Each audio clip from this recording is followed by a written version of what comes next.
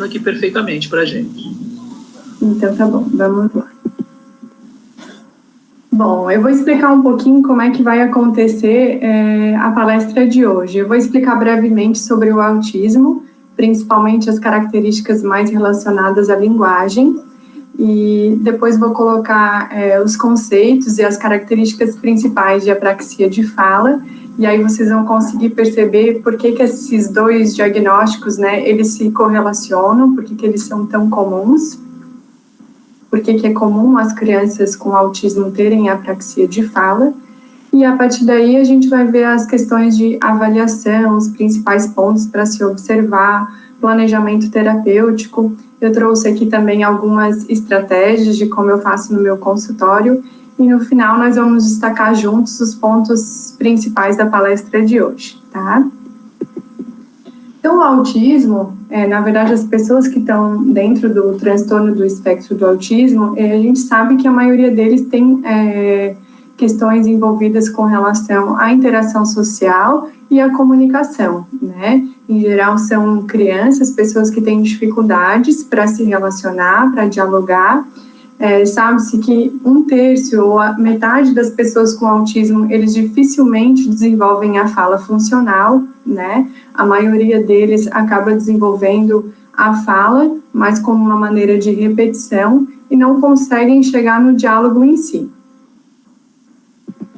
E aí eu quis trazer um pouquinho aqui para vocês, brevemente, para a gente entender a diferença de fala, de comunicação e de linguagem. Na verdade, a comunicação, ela já começa desde quando o bebê nasce, né? A partir do momento que ele chora, ele já está tendo a intenção de se comunicar com alguém. Apesar do bebê ele não nascer um ser falante, né? Mas ele nasce alguém que já sabe se comunicar. Então, à medida que a mãe ou a pessoa que está exercendo a função materna, ela vai significando esses choros, né? Ela vai dizendo, esse é um choro deve ser fome, deve ser sono, tá com dorzinha de barriga. A criança vai entendendo que cada vez que ele chora, alguma coisa acontece. E isso faz acontecer já a partir daí o desenvolvimento da linguagem, né? Que engloba tudo o que a gente pensa, o que a gente fala, o que a gente memoriza, a atenção que a gente tem, a maneira como a gente articula a nossa boca, né? E aí, à medida que a linguagem vai se desenvolvendo, que pode demorar 4 ou 5 anos nesse processo, a criança consegue atingir o diálogo, né? Que é a fala funcional que a gente chama, e que é o que dificilmente acontece nas crianças que têm algo dentro do autismo, né? Dificilmente, nem tanto.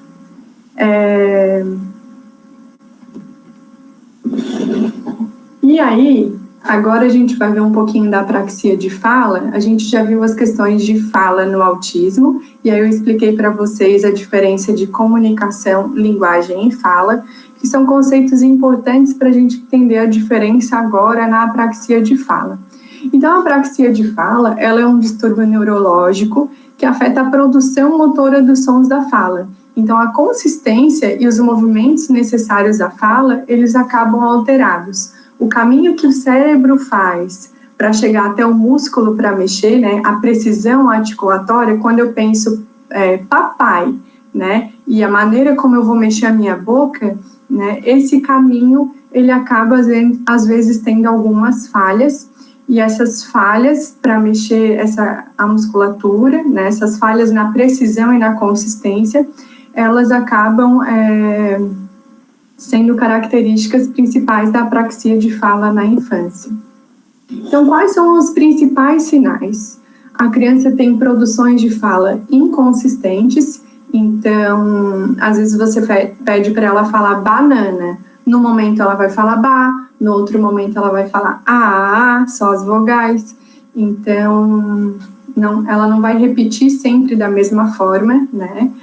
Ela vai ter alterações prosódicas, então vai ter uma dificuldade no ritmo e velocidade da fala, que é também uma das principais características de fala nas crianças com autismo. E outra característica também importante na apraxia de fala são as pausas inadequadas que geram inteligibilidade de fala.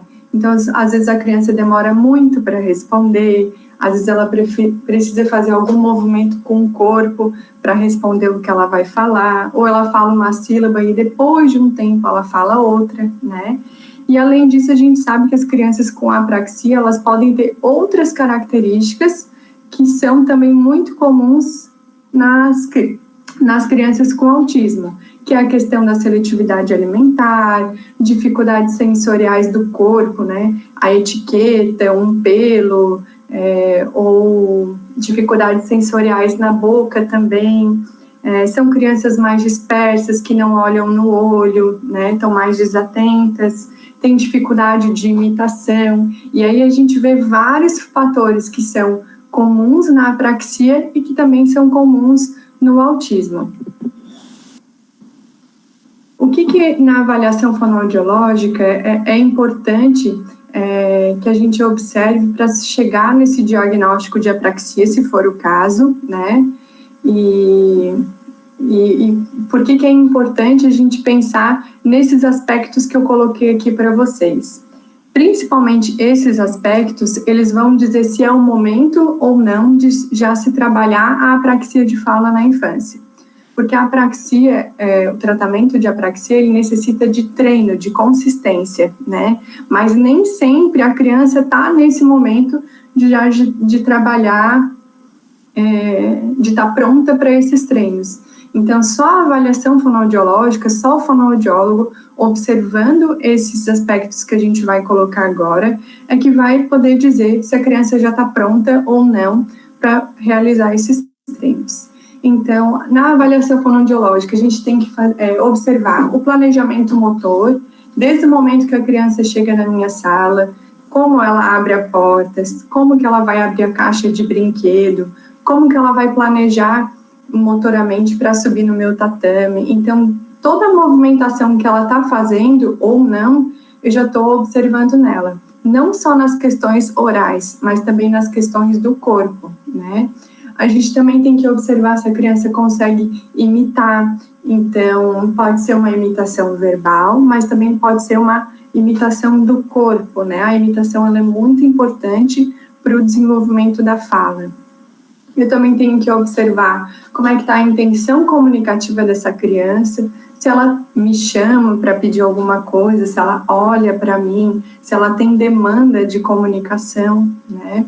As questões da brincadeira também, que eu coloquei ali no jogo simbólico. Então, observar como que está a fase do brincar dessa criança, se ela já está conseguindo utilizar os objetos de uma forma convencional, se ela já está conseguindo imaginar, ou se ela ainda coloca todos os brinquedos na boca, né? Assim como também toda a parte de cognição, se ela está compreendendo o que eu estou falando, se ela está compreendendo e executando o que está sendo pedido, né? Além das questões de velocidade de fala e de memória, que também são bem importantes no tratamento para as crianças com apraxia. Aí eu separei esses 4 pontos, que para mim são os primordiais para a gente iniciar o tratamento de apraxia. Então, quais são as bases, né, para a gente iniciar o treino? Então, a criança já tem que ter um certo engajamento, ela já tem que ter um mínimo de interação, de olhar, de contato visual, de se engajar minimamente ainda numa brincadeira, mas se ela já conseguir, a gente já tem algo presente, isso é muito bom. É importante que ela reconheça os gestos, então, se ela reconhece o gesto do dá, do vem, do tchau, pode ser gestos simples, mas é importante que ela já reconheça alguns gestos. Reconhecer sons, então associar o que eu estou falando ao brinquedo que está na frente dela, ou ao alimento, né? Reconhecer figuras, então se eu falo banana e ela olha, consegue apontar a figura da banana, né? Ou me dar, ou mostrar. Então esses são os 4 pontos principais necessários que a criança, ao meu ver, tem que ter para se iniciar um tratamento de apraxia de fala. E aí, por que o tratamento de apraxia de fala, ele se difere do tratamento comum, né? Porque a apraxia de fala, ela necessita de uma terapia mais intensiva. Como a gente vai fazer um treino motor e que isso exige repetição, a gente tem que pensar bem quando que a criança está pronta, né, para isso. Então, a terapia de apraxia de fala, ela às vezes pode acontecer de 2 a 5 vezes na semana, né? Ela vai depender muito da motivação da criança. Então, é importante sempre colocar elementos que sejam do interesse dela no treino que a gente está fazendo. E eu já vou mostrar para vocês um pouquinho de como que eu faço. É de suma importância o engajamento da família e da escola nesse processo, né? Nada do que a gente faz ali na terapia vai adiantar se no dia a dia da criança isso não está tendo continuidade, né? E eu também quis destacar aqui também a importância das outras terapias que trabalham todo o desenvolvimento global da criança e que são muito importantes, são complementares ao tratamento de fono, que é a terapia ocupacional, a fisioterapia e a psicopedagoga.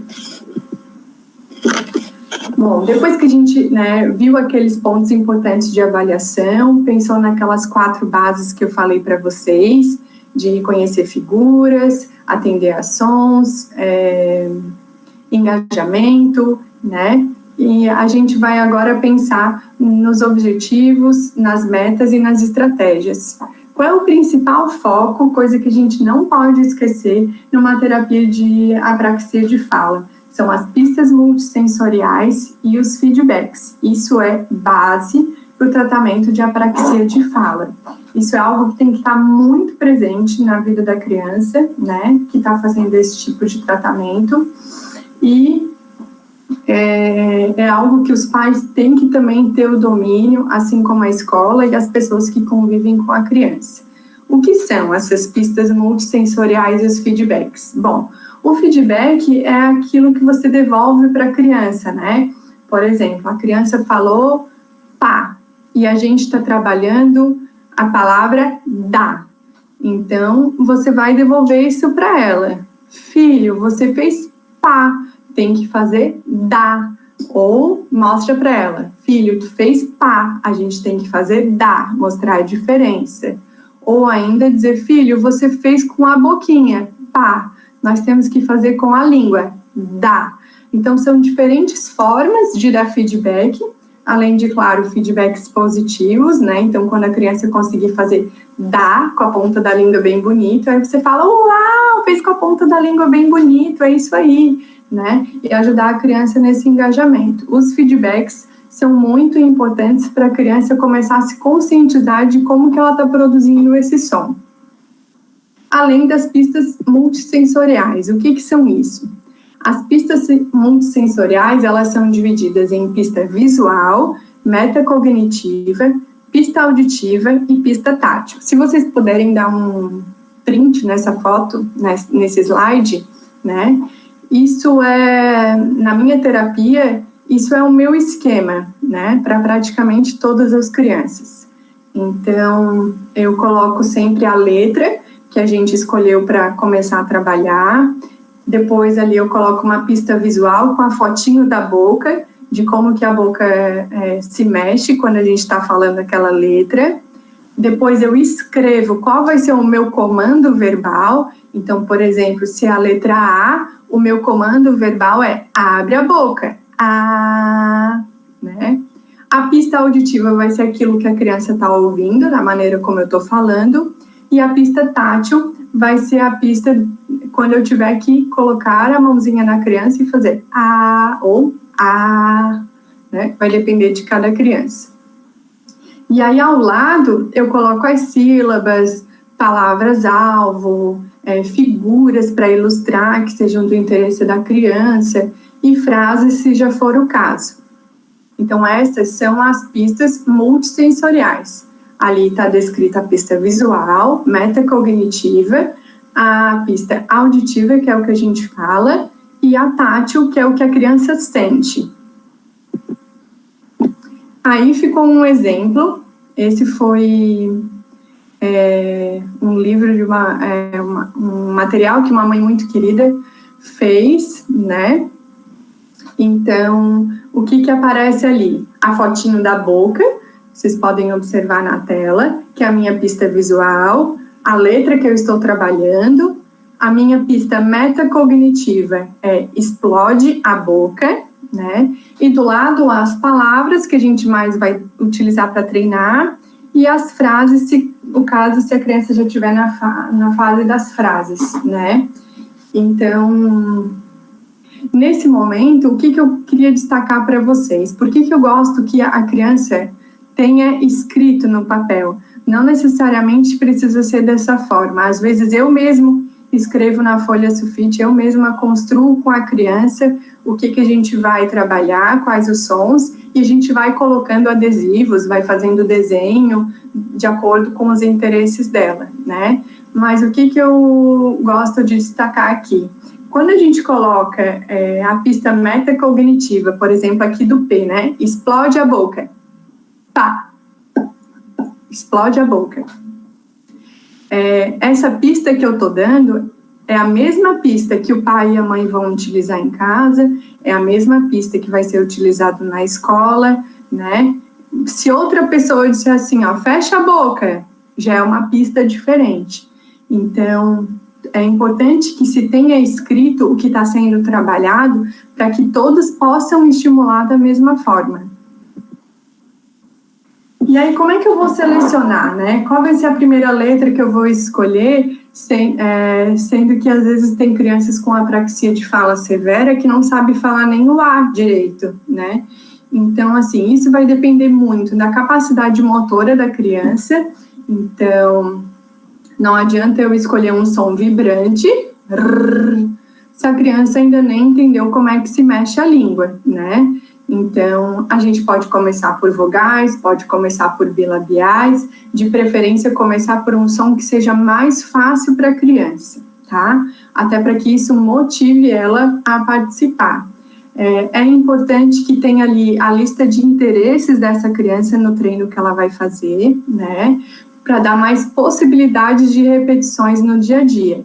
Eu vou voltar ali um pouquinho. Por exemplo, papai é uma palavra que ela fala várias vezes ao dia. A Peppa é o personagem preferido dela, né? Então, ela vai usar a Peppa para pedir o desenho da Peppa, a música da Peppa, o brinquedo da Peppa.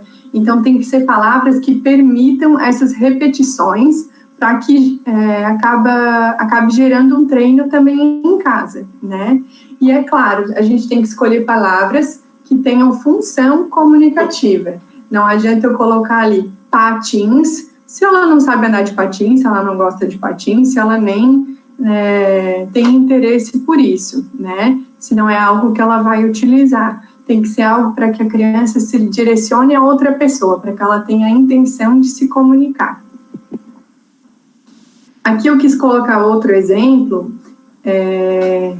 Nesse caso, nessa outra criança aqui, por exemplo, ela já está conseguindo as vogais e a gente já está conseguindo reduzir as pistas multissensoriais que eu falei para vocês, né?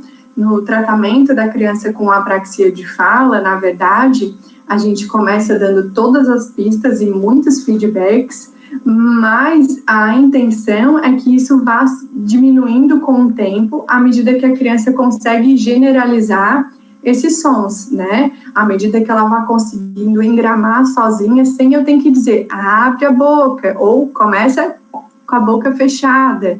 Então, é importante que, com o passar do tempo, que vocês forem observando em casa, nas terapias, que a criança está conseguindo produzir sozinha, sem dar as pistas, é importante que a família e os terapeutas vão conversando para que se possa também, aos poucos, ir reduzindo essas pistas. Então, ali com relação aos reforçadores, né? Tudo que a gente escolher, como eu falei para vocês, eles têm que ter, oportunizar aprendizado. Então, no começo, a criança vai falar Peppa, mas depois eu vou começar a fazer perguntas sobre a Peppa, né? Ela tem que gerar novas habilidades nessas atividades. Então, eu vou começar a perguntar se ela quer a Peppa que pula, se ela quer a Peppa no ônibus, para a criança ir formando mais conexões, ter mais repertório, mais vocabulário, e aos poucos ir adquirindo um diálogo mais eficaz, né? Uma coisa que eu esqueci de falar ali na seleção das emissões-alvos é que, em vez da gente tentar, eu vejo isso acontecer muito, né? Em vez da gente tentar se opor aos interesses da criança, a gente tem que usar isso que eles têm de interesse, de hiperfoco, que se chama, né? Para colocar isso como uma forma de comunicação, porque isso gera muita demanda para a criança, é algo que ela gosta. Então, a gente tem que se utilizar disso para gerar mais comunicação, colocar isso nos treinos para que isso fique uma fala funcional, né? E, além disso, se a gente utilizar esses interesses, a gente tem uma grande chance de trocar os gritos, muitas vezes, por uma palavra que ela sabe que ela vai conseguir algo, né? Por um pedido, por uma solicitação. Então, isso, em muitos casos, é muito rico. E aí, na questão da generalização, né, que é aquilo que eu falei, que a gente vai diminuindo as pistas multissensoriais, a gente vai diminuindo os feedbacks aos poucos, né, aumentando a motivação da quantidade de acerto, mostrando, hoje a gente falou já 5 vezes Peppa e tu já acertou as 5 vezes, né, mostrar para a criança o quanto que ela está conseguindo produzir. É importante aquela parte escrita que eu mostrei para vocês, para que os terapeutas mostrem para os pais como é que são utilizadas essas técnicas de pistas, né? A família, ela tem que ter consciência do que está sendo trabalhado. Por isso que, em geral, eu gosto de construir com a família aquilo que eu mostrei para vocês, que, na verdade, acaba virando um livro, muitas vezes, porque é algo que a gente vai somando os treinos.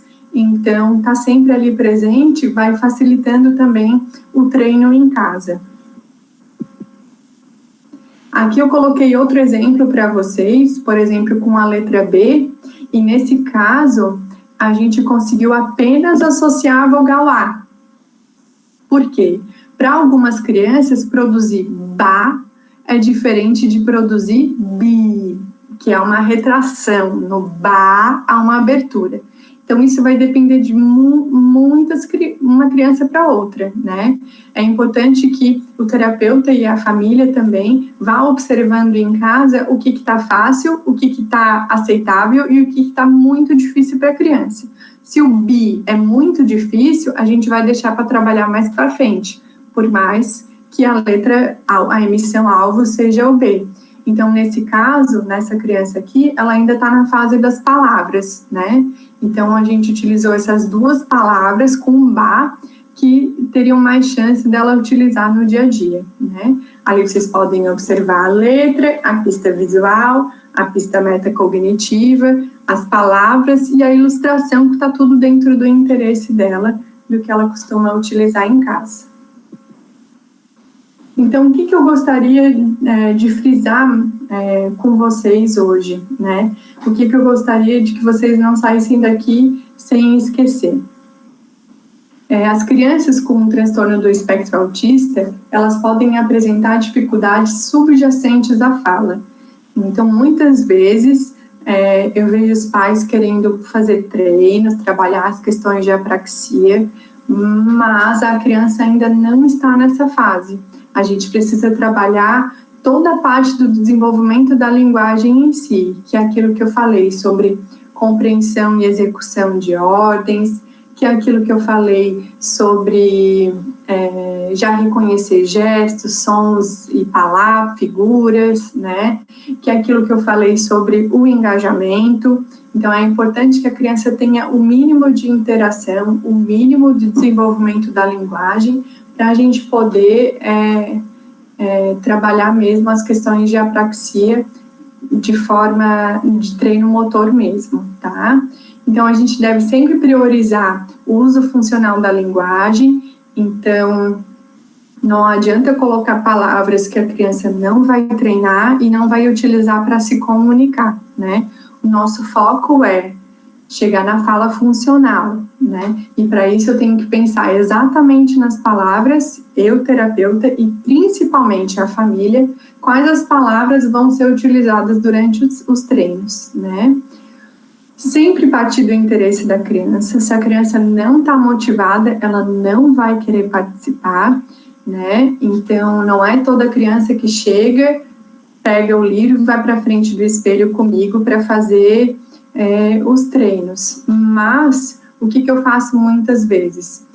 Eu vou colocando no meu quadro branco, por exemplo, número 1 ao 5, o que a gente vai fazer no nosso tempo ali na sala. Então, número 1, eu coloco, escolha uma música, e aí na música a gente vai trabalhar imitação, vai trabalhar alguns sons, dependendo da música que ela escolher.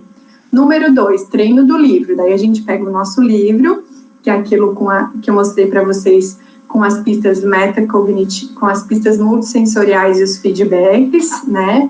E aí depois vou colocando do que a gente vai brincar, de que forma a gente vai colocar aqueles treinos na prática. Depois eu boto o número 4, guardar brinquedos, número 5, encontrar a mamãe.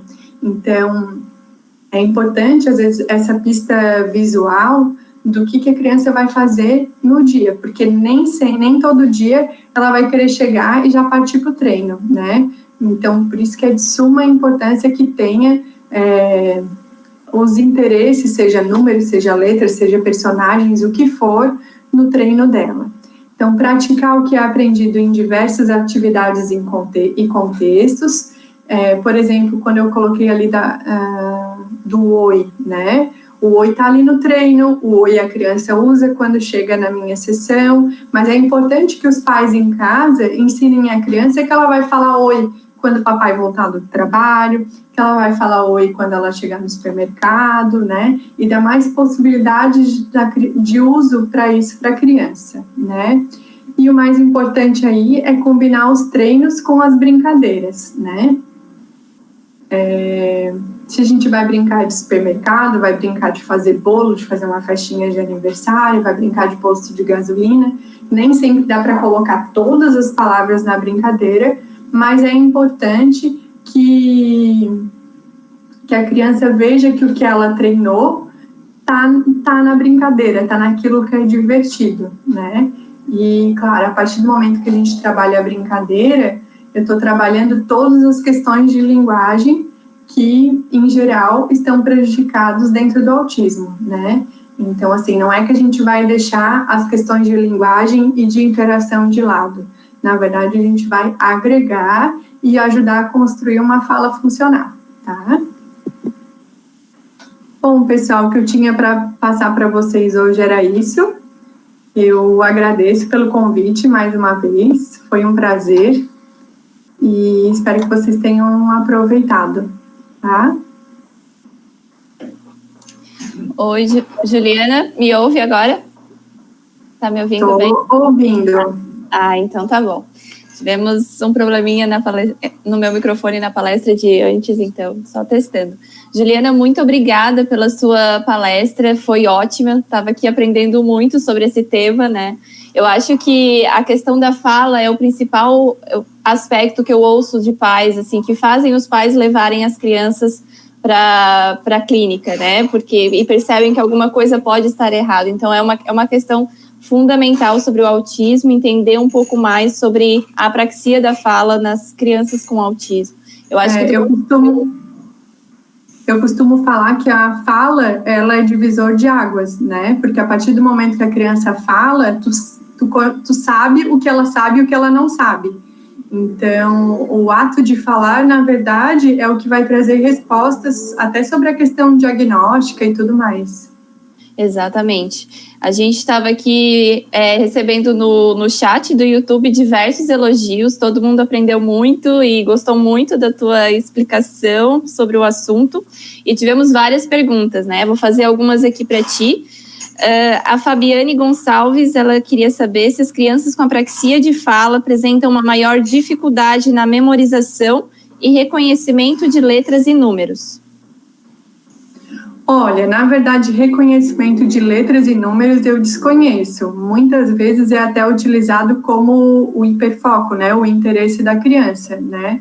E essa questão da memória é algo que realmente acontece, por isso que eu coloquei ali a importância de fazer o livro mesmo, para que a criança ajude também a memorizar. Às vezes você não vai fazer tantas repetições, mas está sempre ali para a criança ajudar a criança na memorização de como produzir o som. Certo. A Eliane de Costa Constante, ela perguntou até que idade deve se fazer terapia fonoaudiológica com a criança para que ela desenvolva o máximo sua fala para conseguir se comunicar e se fazer entender. Até que idade tu recomenda? Olha, isso é muito de cada criança, né? Tem criança que inicia o processo de fala com 4, com 6 anos. Então, a gente sabe que o desenvolvimento da linguagem numa criança típica, ele vai de 0 a 5 anos. Então, demora 5 anos para se desenvolver. E aí, a criança que às vezes começou a falar com 4 ou 6, isso vai depender de cada caso. Mas acho importante a família sempre estar conversando com os terapeutas para ver essa questão da evolução e de que forma isso está fazendo efeito ou não no dia a dia da pessoa com autismo. Tá certo. Daí isso vai ao encontro da outra pergunta que ela fez também. Se, por exemplo, uma criança ela começa a terapia aos 5 anos, se isso vai ter algum prejuízo mais para frente. Ela acredita que começar com 5 anos talvez seja muito tarde para começar a terapia fonoaudiológica. O que tu acha? Na verdade, assim, às vezes a terapia de apraxia de fala, ela pode começar com 4, 5 anos, né? Porque aí, pensando nas pessoas com autismo, a gente está um tempo antes trabalhando toda a parte da base da linguagem. Então, muitas vezes, geralmente, o treino mesmo de apraxia, ele acontece por volta dos 4, 5 anos. Então, não acho tarde, não, sempre é tempo. Tá certo. A Rafa Oliveira perguntou se existe uma dificuldade maior em determinadas letras. Tem, principalmente nos sons vibrantes, que é o R de barata, prato, né? E os sons fricativos pela questão da saída do ar, o S, o sh. Então, esses sons são, pela minha experiência, eu vejo que tem mais dificuldade de produção. Certo. A Fernanda, ela perguntou se é possível que o professor, né, tu falou do papel da escola auxiliando nesse momento da fala, né, se é possível que o professor tenha acesso ao que está sendo trabalhado pela fono, a fim de também estender esse interesse e auxiliar a criança na evolução do processo. Com certeza, é claro que agora a gente está vivendo uma situação um pouco atípica, né, mas é importante que o professor ele tenha pelo menos uma ideia, né, do que está sendo trabalhado, se são os sons labiais, se são as vogais, pelo menos de que forma isso está sendo trabalhado no dia a dia da criança, até porque, querendo ou não, ela fica 20 horas na escola, né, bastante tempo. É verdade. E uma última perguntinha, a Sara Vitor pergunta se músicas infantis ou musicalização podem ajudar na fala também. Música ajuda muito, né? Música é fascinante. Além de que ajuda muito a criança também a se engajar na terapia, trabalha a imitação, trabalha os conceitos. Então, a música é de suma importância. Certo. Bom, então finalizamos a nossa rodada de perguntas aqui. Gostaria de agradecer mais uma vez, Juliana. Que bom que tu colocou ali as tuas redes sociais. Eu acho que muitos pais se interessaram aqui pelo teu trabalho, pela tua didática.